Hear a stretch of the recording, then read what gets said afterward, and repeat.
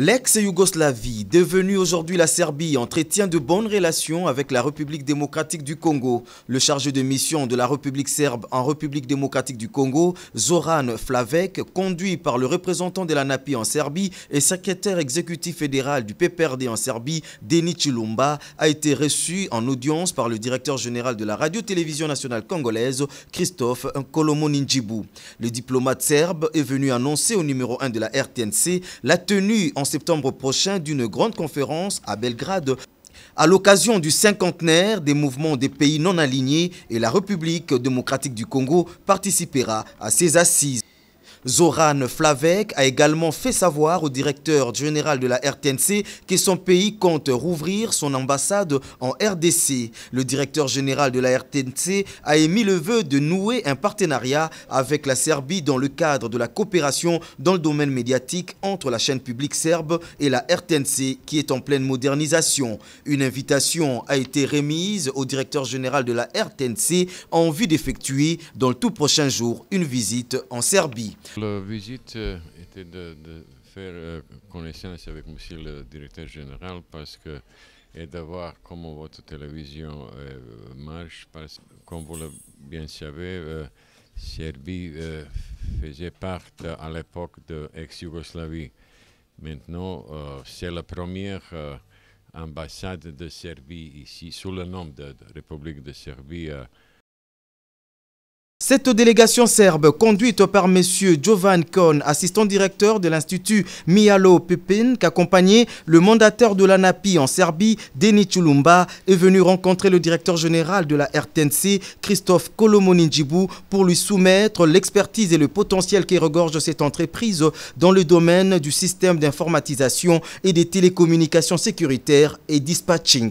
M. Jovan Kon a fait savoir au directeur général de la RTNC que son entreprise a déjà rendu opérationnel le système informatique automatique du péage du pont Maréchal à Matadi dans la province du Bas-Congo, chose qui a permis l'augmentation de recettes à 40%. Pour le directeur général de la RTNC, ce projet intéresse au plus haut point la chaîne publique qui compte également avoir un système d'accès et de sécurité complètement intégré avec des cartes magnétiques qui contrôleraient les entrées et les sorties des personnes et des véhicules. Pour ce faire, le DG de la RTNC a disponibilisé une équipe pour évaluer les conditions des modalités pouvant matérialiser ce partenariat dans un esprit gagnant-gagnant.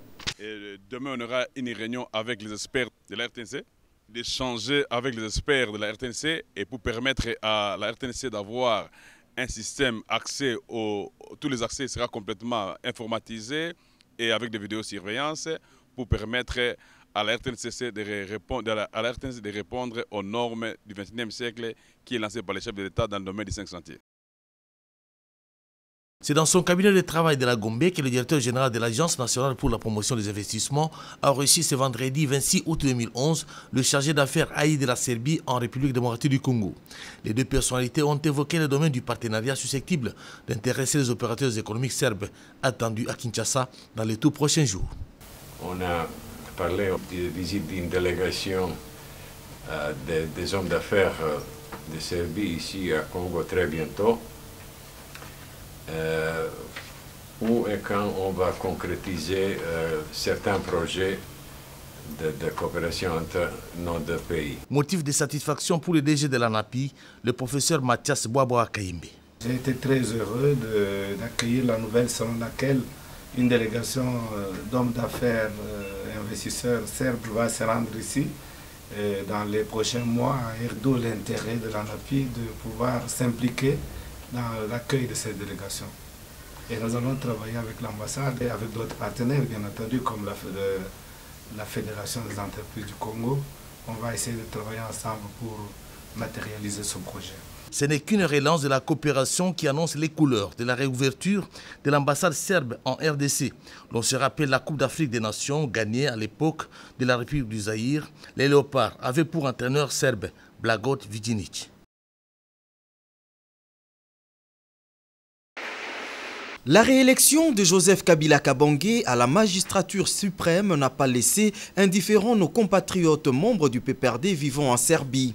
À l'annonce de la victoire de Joseph Kabila Kabange à l'élection présidentielle, le secrétaire exécutif du PPRD Serbie a organisé une grande rencontre avec les hommes d'affaires serbes, les diplomates accrédités en Serbie, les membres du Parti démocrate serbe et ceux du Parti socialiste serbe.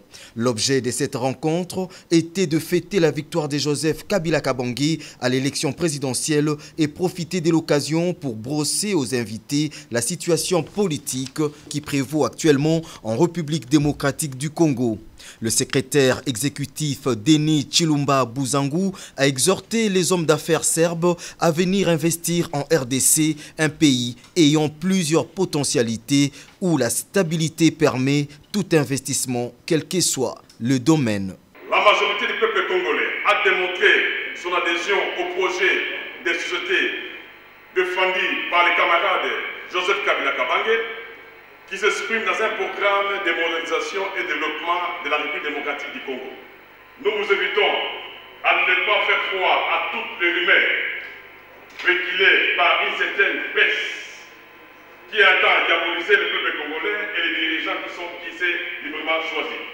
Quant aux investisseurs et aux hommes d'affaires serbes et du monde entier en général, nous leur disons que la République démocratique du Congo offre des opportunités immenses pour les affaires, car il va du mieux du peuple congolais. Ensemble avec vous, que nous puissions savourer cette grande victoire qui annonce du bon temps entre les peuples serbes et congolais. La ministre des Transports et Voies de Communication, Laure Marika Wandakaena, vient d'effectuer une mission officielle dans 3 pays de l'Occident. Il s'agit de la Biélorussie, de la Serbie et de l'Allemagne. Dans cette partie du continent européen, Madame la ministre a visité les usines de fabrication de bus et autres équipements du secteur des transports afin de doter la République démocratique du Congo des équipements commandés, notamment les wagons, les bus, les camions, sans oublier les divers systèmes de gestion des trafics. Madame la ministre s'est également inspirée de nouvelles technologies liées à l'installation des usines pouvant produire ces engins et équipements, technologies qui seront transférées dans les tout prochains jours en République démocratique du Congo. Lors de son séjour dans ce pays, un accent tout particulier a été mis sur la réelle nécessité de la formation pour assurer à notre pays une expertise dans tous les volets liés au transport et voies de communication. Matérialisant les 5 chantiers de la République, la ministre Laure Marika Wanda a échangé avec ses homologues serbes, biélorusses et allemands. Les 3 ministres intéressés à notre pays ont évoqué les opportunités d'investir en République démocratique du Congo, un pays qui qualifie de prospère où le secteur de transport aussi bien aérien, terrestre, ferroviaire, fluvial, lacustre constitue les moteurs de son développement durable et intégral. Ils ont pour se faire manifester cette volonté en octroyant aux jeunes Congolais 50 bourses d'études par an et 50 batteries au bus de City Train, dont les spécificités de fabrication seront fournies par des experts congolais. La République démocratique du Congo attend célébrer avec faste le 50aire de son indépendance. Des pays amis et frères ne voudraient pas rater le coche, d'où ces sollicitations à participer aux festivités qui fusent de partout. La Serbie, pays ami qui a toujours offert à la RDC son expertise dans plusieurs domaines, dont les sports, vient de confirmer à la délégation de la présidence de la République, en mission officielle à Belgrade, la participation des athlètes serbes aux festivités. Les judokas du club Real Akido, qui excellent dans le self-défense, et 2 équipes professionnelles de basketball, messieurs et dames, seront à Kinshasa. Bien plus, la Fédération serbe de basketball annonce sa disponibilité à œuvrer pour la formation des cadres techniques congolais et assurer les stages des équipes de basketball de notre pays, comme ce fut le cas il y a belle lurette avec les Longanza Kamimba et Petit Poisson, Komichelo, Ngouya, Adel Kamanga, pour ne citer que celle-là, sous la direction de l'entraîneur Ngoywango. Le motif de satisfaction pour Yasante Moulongoy, grand mécène des sports et de la jeunesse, et notre compatriote Denis Chilumba, président du PPRD Serbie, eux qui sont les détonateurs de cette action. Dans le cadre de sa modernisation prônée par le président de la République, chef de l'État, Joseph Kabila Kabange, la RDC se dote pour la première fois, 50 ans après son indépendance, d'une barrière électronique sur le péage. Et c'est le pont Maréchal, suspendu sur le fleuve Congo à Matadi, qui expérimente cette technologie de pointe amenée par les Serbes de l'Institut Milot Pupin depuis le lundi 3 mai 2010.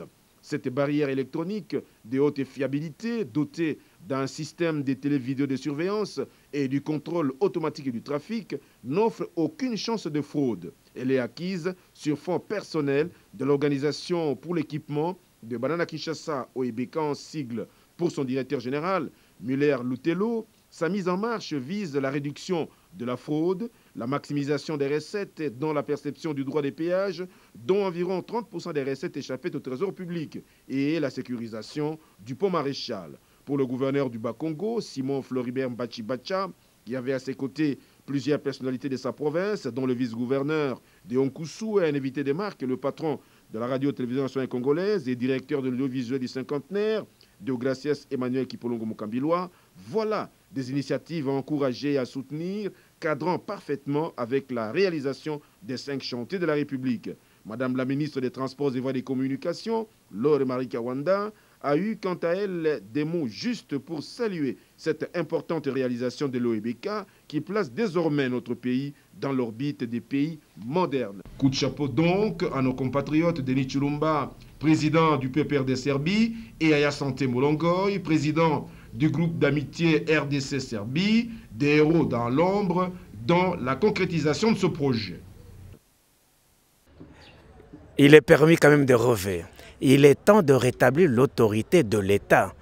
Je croyais sincèrement qu'après l'investiture du chef de l'État au Mongaliema, devant tout le monde, devant toute la nation, devant la communauté internationale, je pensais que le message du chef de l'État allait toucher le cœur de M. Etienne Tshisekedi. Quel message par exemple? La main tendue pour dire tous les Congolais qui aiment ce pays, qui ont la passion pour ce pays, qui veulent participer à la reconstruction, qu'ils viennent ensemble, nous allons reconstruire le pays. Je croyais sincèrement que M. Etienne Tshisekedi n'allait pas durcir son cœur pour nous mener encore dans une aventure. J'en profite pour féliciter la population de Kinshasa qui a vaqué librement à ses occupations habituelles. Nous sommes dans un pays complètement démocratisé, nous avons les institutions et d'abord la CENI avait publié les résultats et la Cour suprême a confirmé.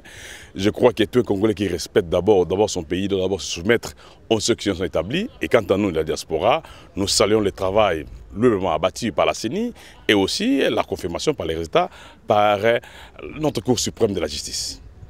Mais quant aux autres, je pense qu'il doit maintenant composer l'opposition républicaine, de ne pas amener les pays, donc conduire les gens dans les chaos. Et ils ont envoyé leurs enfants en Europe. Alors aujourd'hui, on demande à des Kinois de sortir de la rue, mais je félicite et je remercie les Kinois qui n'ont pas voulu sortir de la rue parce qu'ils ont compris que la vie du chef de l'État, c'est d'abord le développement du Congo qui les intéresse.